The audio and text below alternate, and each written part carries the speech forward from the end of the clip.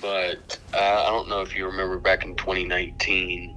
You're still in the Lake City area, right? I am not. I lived there at one point, but no, I'm up north in Yeah. Kingwood.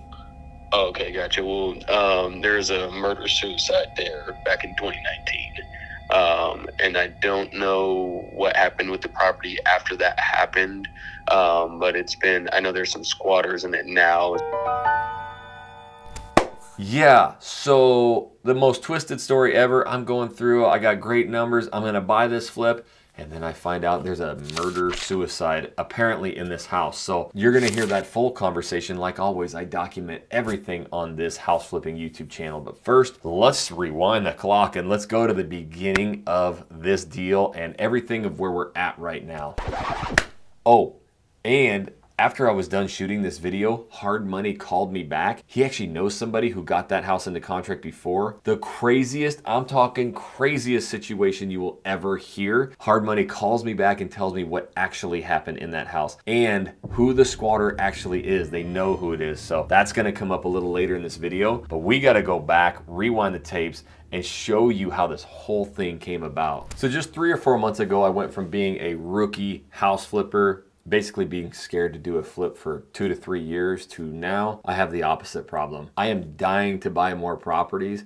And what happened was I've got, multiple flips going. One of them we're selling right now, we're done. The other one got red tagged. If you guys have been following me, I've basically documented the entire process and that red tag. And all of a sudden, your boy got caught slipping. I haven't really been prospecting as much, trying to find deals. I kind of just thought they would show up. So I've gotten frantic. I'm gonna break down exactly what I've been doing in just one day's time to find some more deals to get my crew, my contractor and his crews busy again. So that's the one thing that you don't even think about when you're starting a house flipping business is, if you've got an incredible contractor and a team that if it comes to a halt, comes to a standstill, well, they need to work, right? So I would never want to hold him back from letting his crews work. So not only do I'm gonna show you how I'm gonna find deals, I'm actually gonna call right now, I think, a really good deal. But the problem is, apparently it's got a squatter in it. And I don't know, in fact, I'm just gonna show you, well, I'm gonna show you a lot of things today, but right here we've got a text message. This is from Hard Money Joe.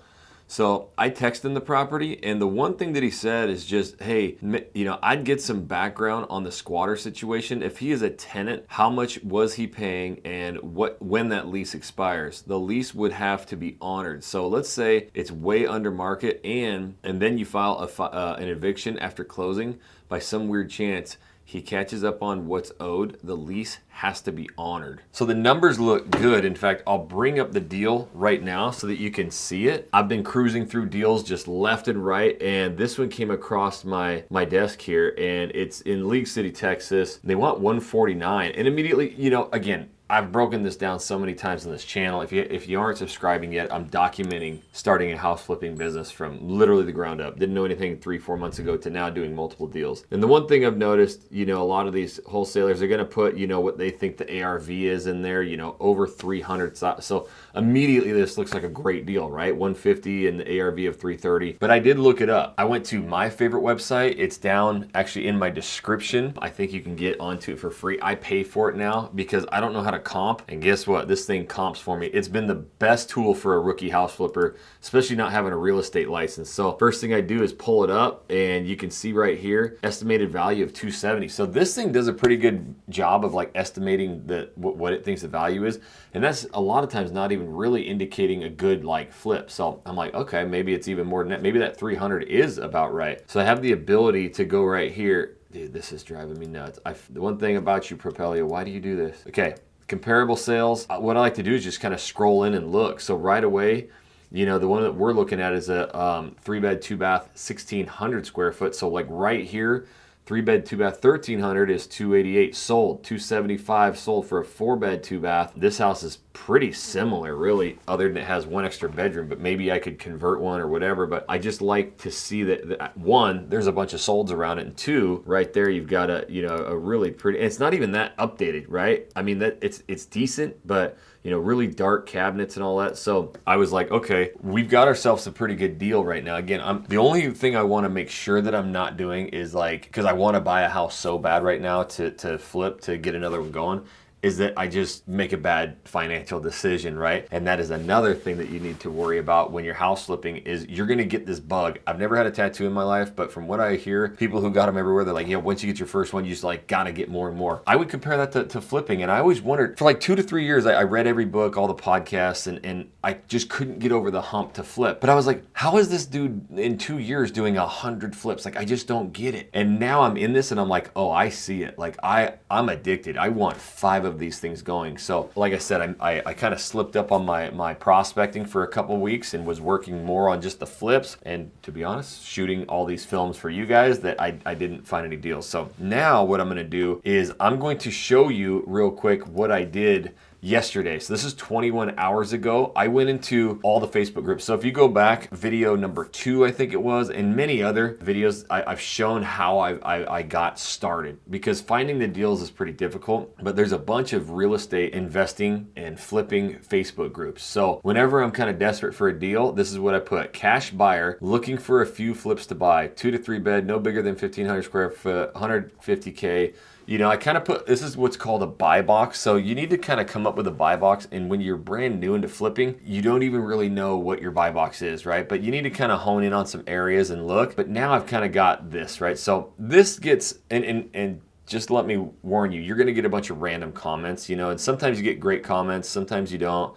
Like, I have cash buyers. Okay, cool. That doesn't help me, right? Times have changed. Never depends on one's means of income. There's just weirdos on there, you know. If I go to all comments, good afternoon, my name is Aaron. I actually have a deal right here. So a lot of these are going to be fluff. But what happens is you start getting messaged a lot. So the messenger really started to blow up. So from right here, Faea, I think it is, she sent me one right away. It was not really a good deal. Tiffany, she sent me basically a list. I haven't even gone through it. I was looking at it because I was doing something today. I was out and about, and I'm like, oh my gosh, she's got a lot of property. So I still have to go through her list, but there's another one, right? And then I've got Jalal, you know, and then I've got Aaron. He actually just sent me a deal too I got to look at. Jeev, this guy wants to meet with me personally, so it sounds like he runs a little bit more of a tighter ship. And then David, he also has a group that has a bunch of deals as well. So he was asking me, hey, I saw your post, you know, are you a wholesaler? I said, no, I'm an end buyer. He said, okay, not my department, but my company moves 10 to 20 deals. So I don't know why, but Hard Money Joe's calling me right now. And when Hard Money Joe calls, you answer. Let's hear what he's got to say. It's probably about this flip that I'm going to look at. What's up, Hard Money? What's up, man? How you living? I'm doing pretty good. You're live on a video. I'm about to call Josh about that League City deal, but what's up, man? Awesome. Yeah, I was just going to go over the comps of it. I can see what they're saying. You kind of have to go a little bit south in that subdivision south of Main Street, because there's not a ton of comps north in that Meadowick subdivision. Yep. But I mean, just looking over all the important factors that the appraiser is going to use. Let me just check this one thing quickly here. Just forgot, because I know this area, some of it floods. Yeah. Oh, that was the next thing I was going to do, is pull up the flood map. You're in AE flood zone. Ooh, that's a killer. Yeah, I just pulled that up, man. You're right outside the 500. That sucks, because the comps I'm using, 2 of them are in X. Okay. Find out if it flooded, and then you could always get an elevation certificate if you needed to. But yeah, I was kind of seeing their numbers, the 310 as is, but if you expanded it, you could get up to 330. But now checking this flood zone, it's going to be debatable. Well, I'm on the Harris County FEMT or whatever, and mine shows that it's not in a flood zone. How do you read that? All right, let me send you this one here. Yeah, because it shows like to the north, obviously there's, the waterway that comes in, Clear Lake, but. Yeah, you're close. But on this one, the most reliable is the FEMA map. Oh, yeah, because I've been basing everything off this. Okay, so I just sent you, this is what Realist is showing. This is basically what we pull from the tax roll. The FEMA one's a little bit more difficult to read, but it's more accurate. Oh man, okay. Yeah, it hasn't shown up yet, but I'll look. So, and then this on the bottom says watershed information, Clear Creek. So if you clicked on that, does that bring up, I wonder if that brings, oh no. Pull up his little, how water flows. I'm pulling up his comps too. I want to see if he alludes to that. Probably not. Yeah, but on the Realist, it definitely shows it's in the AE, just outside of the 500. So AE is what, 100 year? Yeah, Oh. So you have what you call, it kind of progressively gets worse. So you have a 100-year floodway, right? And then you have a floodplain. They kind of get worse. Gotcha. So obviously a floodway is worse than a floodplain. Dude, that's on the border. You know what I mean? So, it's on the border, yeah, what's that website? This is the MLS. So basically, it's Realist and Matrix, and basically we can just pull it up on the map and flood map it that way. I'm pretty sure it links into FEMA, but I have found some discrepancies from FEMA to this, so I would always double check. That's crazy, yeah, because it's like this is the flood education mapping tool for Harris County, and it's been what does that say? It shows it not even in anything. Crazy. So like undetermined? Yeah, because just to the north of it, it shows floodway, is where the body of water is, and then to the north of the Clear Lake and all that is green. It's a 0.2%. It's in a 500 year, but south of it, where it shows on mine, it's like nothing. But if yours shows it. Yeah, well, I'm logging on to FEMA right now, and then I'll do it that way. 1 second. That's going to be more accurate. Yeah, because the numbers on it are pretty awesome, and it's a great little area. Yeah, I was calling to tell you I like the numbers on it. I know. If you did convert the garage, you would get up closer to that 330 for sure. Yeah, because there's like, when I comp right here on Propelio, there's a 4-bed, 2-bath, 1,490 square foot sold for $275. There's a 3-bed, 2-bath, 1,300 square foot that's sold for $288, and they're like next door. And then there's a 3-bed, 2-bath, 1,350 square foot that's sold for $251, and it wasn't. I mean, it was a decent remodel. Yeah, this FEMA one's confusing me too on this one. You know what I'm going to do? I'm going to copy you into my insurance agent. Hard stuff to really tell us if it pulls up, right? Yeah, because there's right down the street around the corner, there's a 4-bedroom, 2-bath, 1,490 square foot, year 1965. Listed it at $280, sold it for $275 in a month, little over a month. All right, just copied you with Erin. She'll tell you quickly if what she's pulling up on the insurance system. Yeah. Okay, this FEMA map does say AE right here. So everything you're seeing is showing it in the flood. Yeah, I'm gonna send you this too. You might be able to use it. Just gonna screenshot this one for you. Okay. And this is how the FEMA map comes up. So again, you're right on the freaking border. And your insurance agent would be able to look that up quickly and determine. Yeah. Okay. Yeah, because there's sold properties right around it. Yeah, for sure. But it's definitely going to devalue if you're in the flood zone and your comps are not in the flood zone. Gotcha. Because if you walk a house with Jill and you're going to live there for the next 30 years. Yeah, exactly. Until it's flooded.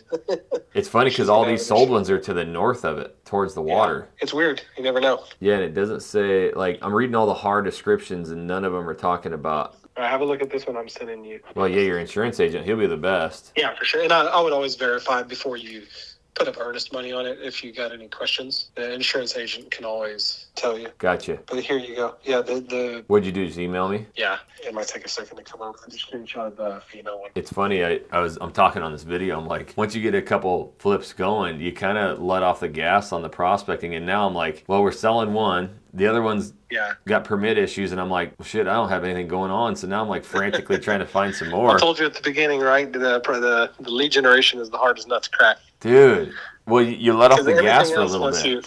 Once you get like a good contractor where you got that sorted, right? Because you're not constantly trying to find contractors. Once you get the lending sorted, you're not constantly trying to find lending. But with the deals, once you close a deal, you're constantly trying to find the next deal. Yep. So, but I made that mistake before on a flooded house. I put up earnest money thinking I knew the area really well and it just didn't do my due diligence. Yeah. And then I got, I think I backed out of the deal a couple of years ago. Because flood insurance would have killed me. I think the lender came back to me and said, hey, you're going to, we need flood insurance on this one because it's AE. And that's what alerted me to it. Okay. Yeah, it's weird that, like on Propelio, they're all in that AE, all the comps. Yeah, well, if you're AE, and if our comps are AE, we can use them, right? Because it's a like-for-like comp. It's fine. But what we can't do is we can't use the comps in the X, just south of there. You have that undetermined flood zone X. Well, the house is never flooded is going to be more valuable than a house that's flooded. Right. So it's not fair to pull that one in. Yeah, and this comp is a 2004, I just realized, so that's not a good one. So the other comps that are the same year is showing right around 185 per square foot on that one and 184.56 on that one. So 185 a foot, and that is one of them is, it's actually behind, it's kitty corner to it, and the other one is just one street over. So that's two comps within like almost the same street that are right at 185. Mm-hmm. Which puts you at what? I'm gonna do it right, meow. So 185 a foot times, and this one's a little bigger because it's 1,578, which means we would probably sell a little bit lower than 185 a foot. The bigger you get, right? Yeah, it's not going to keep up. So that would be 291. So it's pretty safe to say, like, you could probably be in that. One of them sold at 250. The other one sold at 275. The one that was 275 is basically 1,500 square foot. And the one that I'm looking at is 1,578 square foot. So it's very, very close. Same year built, and it's a 2-car garage. It almost looks pretty similar. It just has 4-bedroom. And one thing you can do is what I like doing is you can call that agent and ask them if that particular house flooded, the comps one, because what might be good for you on this one is you're right on the border. Yeah. So it's possible that it's never flooded. You're just right in that border of the flood zone. So although, long-term lenders for the home, the homeowner is more than likely going to make them cover flood insurance, the fact that it's never flooded is always a selling point. Perfect. So yeah, that puts it right around the 290. It's 291,000. So, but seeing that other comp at 275, how much does that give you in repair? Man, without being in it, I'm always like a minimum 70 grand, And you have no idea on this one because you can't get access to it because of the squatter. No idea. So right now they want 150. Maybe you get that down. It is first come first serve too, so it's not like it's. And then so 150. It leaves you about 70 even at that number. 150, yeah, 70, and then at 75%. At 290. You have any idea of the majors, like the roof, the AC? Let me look. I don't. I was just about to call him. Or maybe any pictures beforehand? No, there's no pictures because of the squatter, it looks like. Yeah. So it says... If you pull up the house too, you can see if it was ever listed for rent. Oh, okay. All right, no, this is from 2009. 3-bed, 2-bath brick house, attached 2-car garage, which looks just like that other one, other than it was a 4-bedroom house. Squatter is present, aggressively discounted, and then it says, but the house is in a pocket where a much smaller house with a garage that was converted sold for $330,000 in 14 days. Yeah, I pulled up that one that sold, but it's south. It's in the Eden subdivision. Yeah. So that's in the 500-year flood zone. Yeah. But could convert, and it's weird. It's got like a 2-car garage, but with a brick pillar in the middle of it. So I'm wondering if like you could almost convert just one of the garage, keep a 1-car garage and convert one into a bedroom. So then you'd make it 4-bed, but still have a 1-car garage or something. I don't know. Yeah, maybe. But anyways, I need to call him and get more info. Cool. Yeah, ask him. Tell him you see it's in an AE flood zone. Ask him if he's got a seller's disclosure and if it's flooded. Okay. Yeah, let me call him and then in the meantime we'll see if your insurance agent. She'll get back to us pretty quickly. She won't be able to tell us if any claims have been filed unless it's something called repetitive loss. So okay. There's multiple, but yeah, very possible she'll be able to tell us if claims have been made on it. Perfect. Okay. Well, let me call the wholesaler real quick and then I'll call you back. Okay. Sweet. All right, Joe. All right, we'll talk to you later, man. All right, bye. Like, that's crazy. He called right during that. So again, the power of getting a team around you, agents, hard money lenders, just that lesson right there that not only I received, but you guys received. Hopefully everybody stayed on for that. That is awesome. I would take notes on that. I would rewind it and write everything down that Hard Money said about the flood zones. And now you might be in areas that aren't flood zones, but also if there's renters versus eviction notices. So when it comes to flipping, you got to cover all these bases. And then he talked about disclosures. So what he means by that, I've learned, is if this wholesaler got it under contract, they should get a seller's disclosure. So the owner of that property is going to go through and mark everything that's, happened, every note. They legally have to report everything on there. So that's something we can look at. So I'm going to call him real quick. Hopefully he answers. What's up, boss? Dude, what's up, homie? How are you?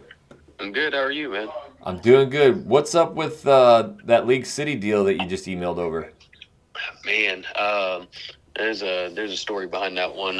So there's some squatters in it right now, but I don't know if you remember back in 2019. You're still in the Lake City area, right? I am not. I lived there at one point, but no, I'm up north in Kingwood. Oh, okay, gotcha. Well, there's a murder-suicide there back in 2019.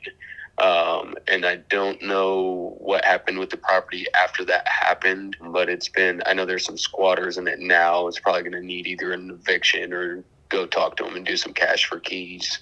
But that's pretty much the story behind it. We don't really know what the inside looks like because of the squatters. So that's really all I got. So there was a murder in this house? Yeah, it was a murder-suicide. I think it was a husband killed his wife and then killed himself. Whoa. Yeah. Holy shit. Yeah. How does that work with like, I mean, like disclosures and Yeah, we technically we have to disclose it because yeah. any murder that's or not murder, any death that's unnatural has to be disclosed. Wow. So it's technically stigmatized. Holy crap. Okay. Well, the numbers are amazing until that. The only other issue is that it's in that AE flood zone. Has it ever flooded? I'd have to check on that. I know I was in Harvey. I was in Dickinson during Harvey. I don't think the water got out there that far. I'd have to check. But besides, I mean, if it didn't flood to Harvey, I wouldn't imagine that it flooded. Okay. Wow. That's crazy. Yeah, let me because I really like the numbers and I like it, but that I'm gonna talk to actually my hard money lender about if he's done hundreds of flips, if that's gonna be like a major red flag. Man, I don't think it will be. I mean, not everybody's gonna know what happened to that house. I mean, you're always taking a risk there, but yeah, the numbers on that one are great. And so yeah, if you talk to your lender and he's cool with it, just get back to me. That one's gonna go quick, man. We just dropped it today and we have a ton of traction. And last thing, they are officially squatters. These are not tenants. There's no contract for rental right now. Yeah, no, they're squatters, man. But it's League City, dude. I mean, I think if you go up and you just tell them, hey, I'll give you $1,000 to just vacate, they'll probably get out of your hair. Okay. Yeah. All right. Well, yeah, dude. Let me I'm running numbers on it, and I'm gonna make one more phone call, and then I'll hit you back up on that one.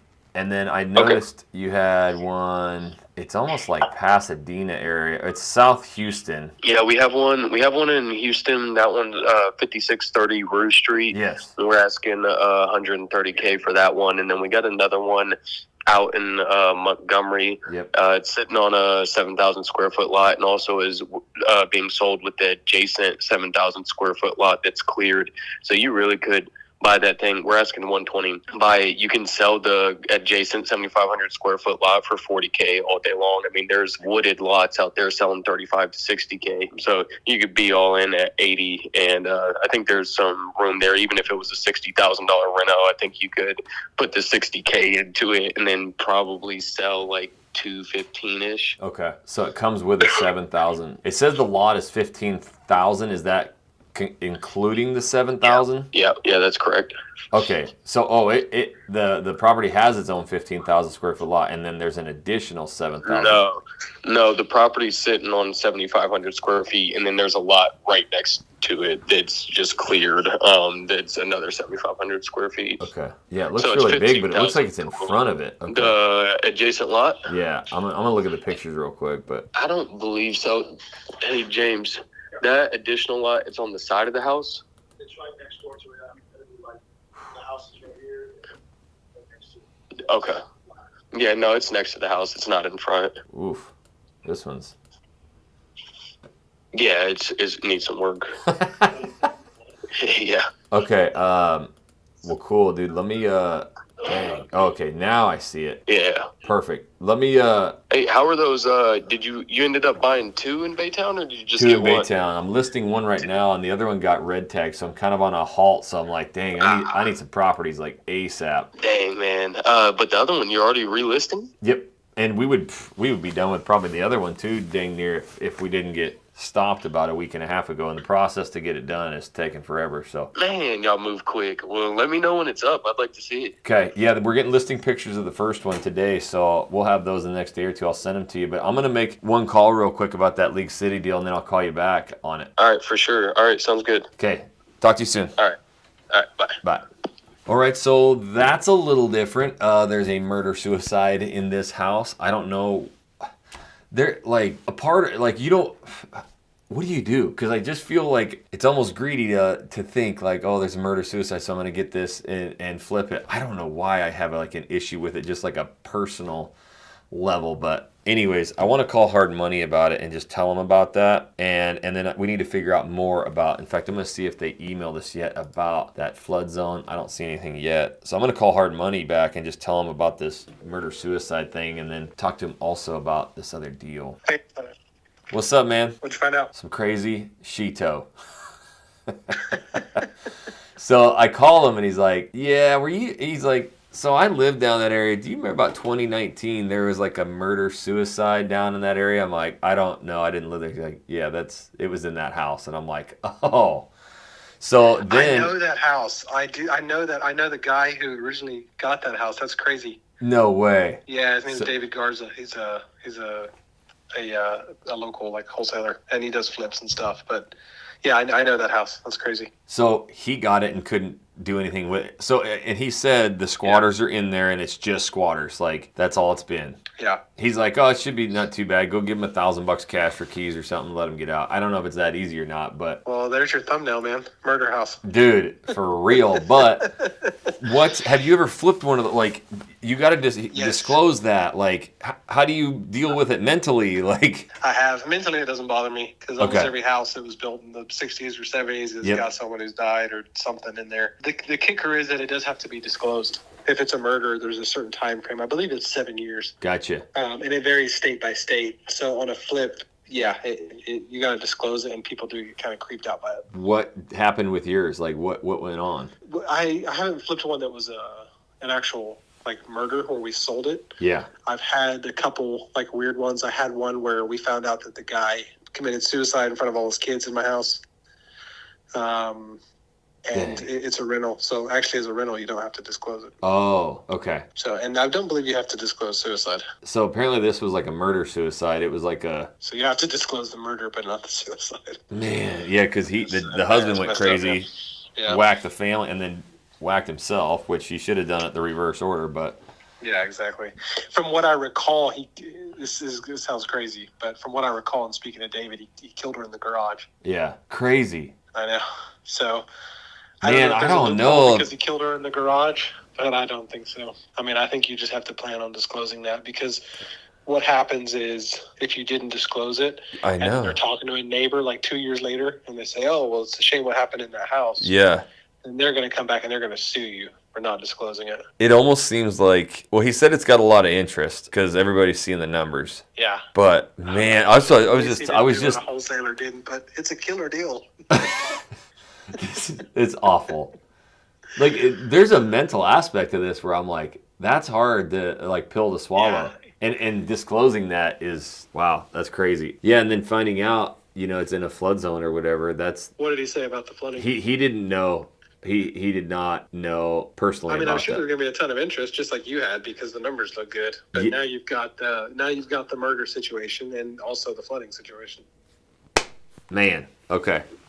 It makes me a little nervous. Like, I do want a property bad, but is it worth that? Like... Yeah, sure. Crazy. Because he did send me another one first. That's my biggest concern is this. Me like, too. Even if there's a rule around it, like, because from what I remember, it was the garage. So yeah. I don't know all the ins and outs, and I don't even know if you really want to look for like red tape that you can get around. It's more of a personal decision. Like, it's just not sitting well with me, man. I don't think my wife would be in on it either. Yeah, and knowing that happened. He did send another one. I'm gonna forward to you right now. And do you have any that you've been looking at anywhere? Because we're opening up now too, like Pasadena. I mean, all over League City. So yeah, those are good areas. League City is a great area. Pasadena is great. Yeah, so just looking all over. So if you have any or seen any. We just sold it was a property in Kima, but it was kind of a weird one. It had a duplex and then it had a manufactured home on it. But they're going to tear it down and build a brand new build on it. Gotcha. And then we've got one in Galveston, but that thing's a mammoth. It's like 3,800 square feet. The rehab's probably $150K. Yeah, I don't know. I'm just not down with going to the beach every day. Yeah. Okay. That's a long drive for you. Well, I forwarded you another one. Maybe we can take a peek at. And then if you see anything today, I'm cruising deals like crazy. I think I'm gonna walk from that one. I don't. It's like a personal. That's not. I'll tell you what to do.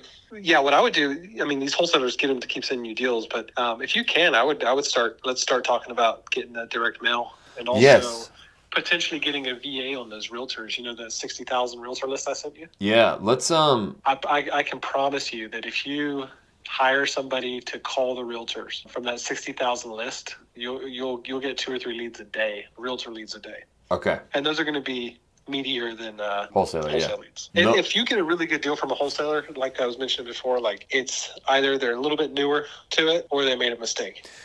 I've got my eyes on a few of them that I know I can. They keep meat on the bone. I mean, and then there's a few that I don't even read their stuff anymore. No, for sure. But the So- problem with keeping meat on the bone is it's also hard to scale or they'll get burned out because Yep. it's a lot harder to get a deal if it's an actual really good deal. Yeah. So For them too, right? why don't we do? Yeah, I'd love to do that direct mail campaign. That we talked about, and just starting to get some phone calls direct. And also, you don't have to. There's companies that will answer for you. Okay. If you don't want to answer the call from the direct mail, there's companies that you pay, and they would basically answer as, hey, hello, this is Wilkie Flips. Okay. And they have a screen prompter, and they'll answer the call and they'll send it over to you. It just depends how involved you want to get, because answering a call at 11 o'clock at night when you're chilling with your family from a angry homeowner. I don't want to answer any of them, but yeah. Is that usually like an hourly gig or like a per called gig or what? The answering service, yeah, they'll do like a block. There's one dedicated to real estate.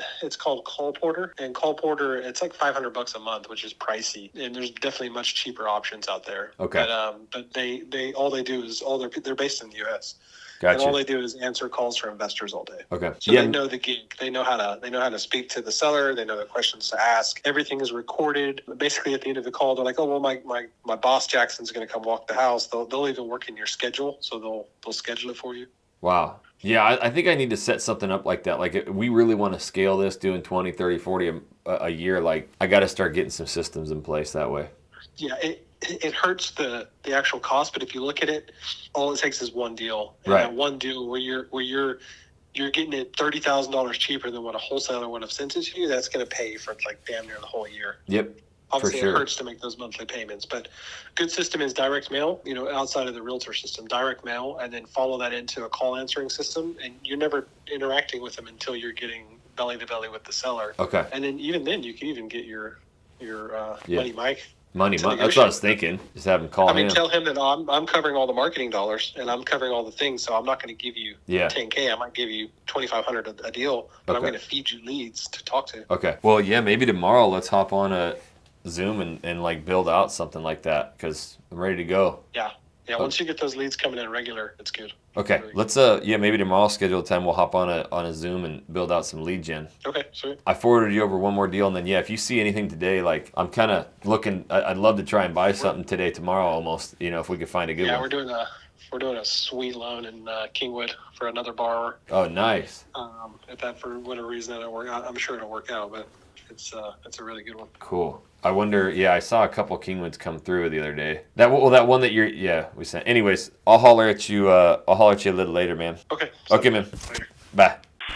So you're not gonna believe this. I was done with this video, and then Hard Money called me back, and so I'm like, all right, I'm gonna hit the record button. So I recorded it. Wait till you hear the rest of this story. Like I mentioned at the beginning of the video, it just gets crazier. So when you're house flipping, this is the kind of stuff you go into. So let's listen to this real quick from Hard Money. What's up, Hard Money? Hey, I thought you want to know this too. This is crazy. So I just called my buddy who had that house, the one on Moody. Yeah. And he said that he worked on that house for damn near a year, trying to get clear title on it.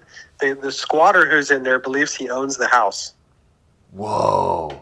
He was the boyfriend of the girl. He was living with the girl, and the ex-boyfriend is the one who came in and killed her.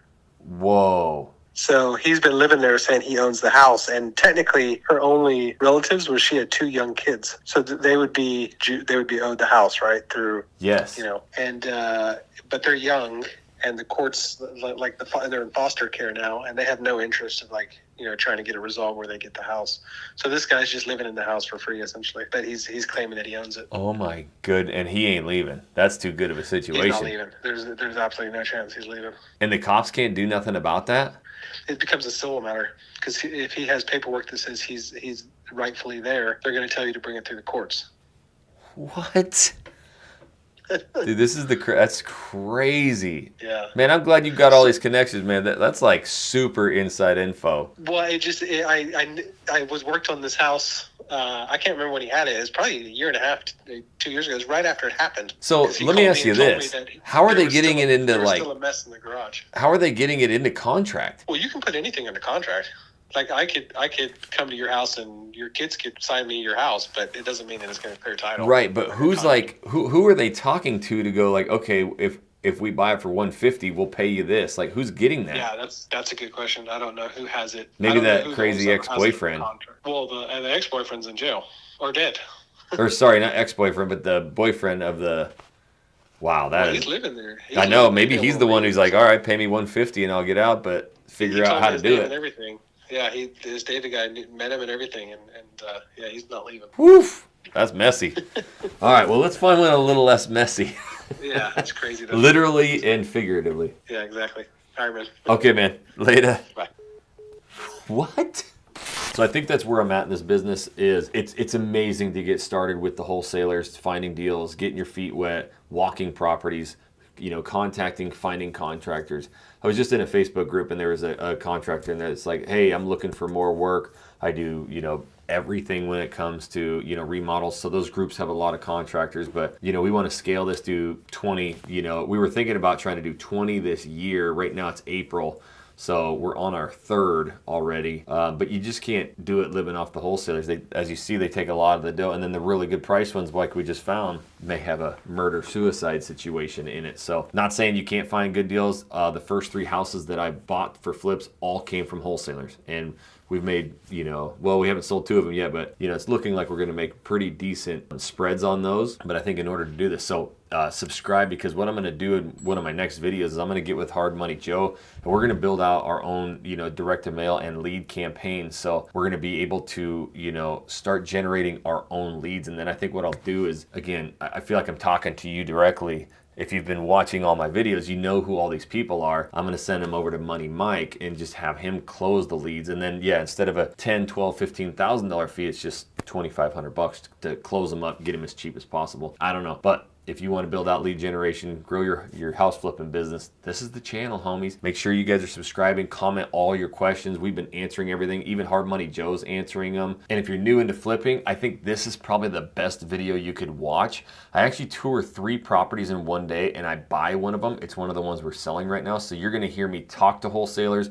You're going to see me go into properties. You're going to see me talk about the price to buy, to flip, everything. So this is how you get started. Check that video out right there.